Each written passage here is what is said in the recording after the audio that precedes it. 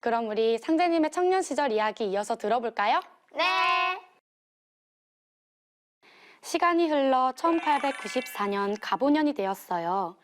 상제님께서는 성수 24살의 청년이 되셨지요. 그런데 당시 조선은 나라 안팎으로 매우 혼란스러운 시기였어요. 밖으로는 서양의 여러 나라와 일본이 조선을 침략하려고 호시탐탐 기회를 엿보고 있었고,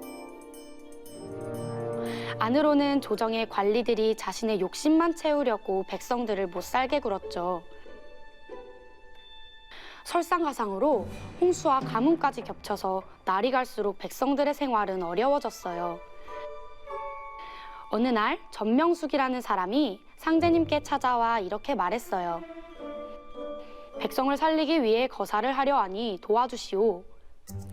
하지만 상제님께서는 그 일이 뜻은 좋지만 성공하지 못할 것을 미리 아셨어요. 때가 아니니 나서지 말라.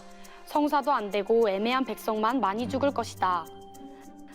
상제님께서는 간곡히 만류하셨어요. 그러나 전명숙은 뜻을 굽히지 않고 동학 신도들을 모아 혁명을 일으켰어요.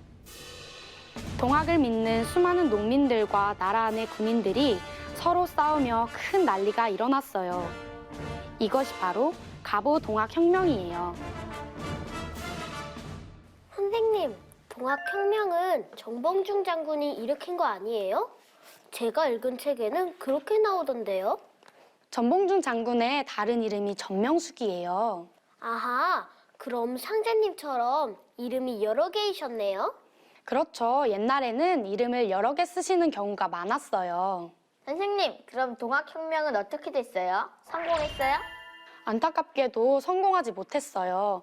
그 일로 많은 백성들이 안타까운 죽음을 맞게 됐죠. 상제님 말씀을 따랐으면 살 수 있었을 텐데 너무 안타까워요.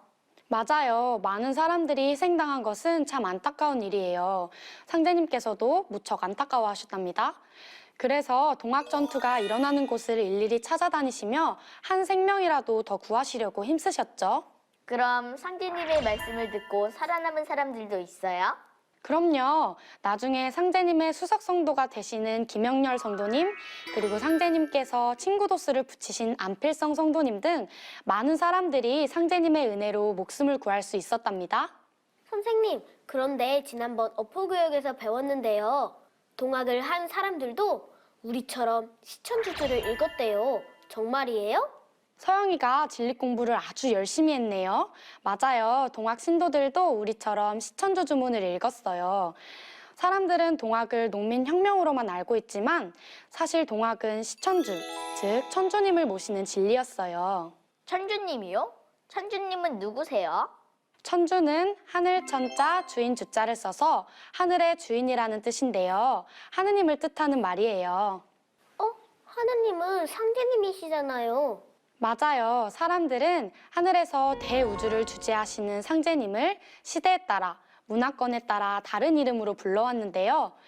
기독교에서는 아버지 하느님, 불교에서는 미륵부처님, 도솔천 천주님, 도교와 유교에서는 옥황상제님 등 다르게 불러왔지만 모두 한 분 하나님을 뜻하는 말이에요. 선생님, 너무 많아서 헷갈려요. 상제님은 한 분이신데 왜 다 다르게 부르시는 거예요? 그건 내가 알려주지. 사람들이 사는 시대와 지역에 따라 언어와 문화가 다르기 때문에 상제님을 모두 다르게 부르게 된 거란다. 아버지를 부를 때 우리나라 어린이는 아빠라고 하지만 중국 어린이는 빠바라고 하고 일본 어린이는 지치라고 다르게 부르는 것과 같은 이치지. 아하, 그럼 왜 우리는 상제님이라고 하는 거예요? 그건 상제님이란 말이 하느님을 부르는 가장 오래된 호칭이면서 하느님의 위격을 드러낼 수 있는 가장 정확한 호칭이기 때문이야. 상제는 윗상자 하느님 제자로 상제님이 이 우주에서 가장 높은 하느님이라는 의미와 대우주를 맡아 다스리신다는 의미가 모두 담겨 있어. 그래서 아주 오랜 옛날부터 우리 민족은 하느님을 상제님이라고 불러온 거란다. 그럼 동학에서 모신 천주님도 상제님이신 거네요? 딩동댕! 맞아요. 동학을 창도한 최수훈 대신사는 하늘에 계신 상제님과 직접 말씀을 주고받는 큰 체험을 할 정도로 상제님을 지극히 모셨던 분이셨어요. 정말요? 어떻게 하늘에 계신 상제님과 대화를 할 수 있었어요?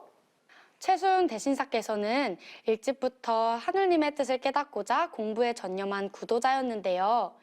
천주님을 친견하기 전까지는 세상에 나서지 않겠다 하는 큰 서원을 세우고 기도하던 중 하늘에 계신 상제님의 음성을 듣는 큰 체험을 했어요. 상제님께서는 이렇게 말씀하셨어요. 두려워 말고 겁내지 말라. 세상 사람들이 나를 상제라 이르거늘 너는 어찌 상제를 알지 못하느냐. 우와, 저라면 엄청 떨렸을 것 같아요. 그쵸? 최수훈 대신사도 상제님의 음성을 듣고 온몸이 떨리고 정신이 아득해지셨다고 해요. 상제님께서는 최수훈 대신사에게 앞으로 오는 개벽 소식과 그때 상제님께서 인간으로 강세하신다는 것을 알려주셨어요. 그리고 그 소식을 사람들에게 알리도록 천명을 내리셨답니다. 상제님이 오시는 걸 미리 알리도록 하신 거네요. 그렇죠. 옛날 임금님이 행차하실 때 맨 앞에서 나팔수가 임금님이 오시는 걸 알린 것처럼 동학은 상제님이 인간으로 오시는 걸 알리는 나팔수와 같은 역할을 했어요. 동학과 상제님이 어떤 관계가 있었는지 이제 잘 알겠죠? 그럼 우리 다음 이야기 이어서 들어볼까요? 네.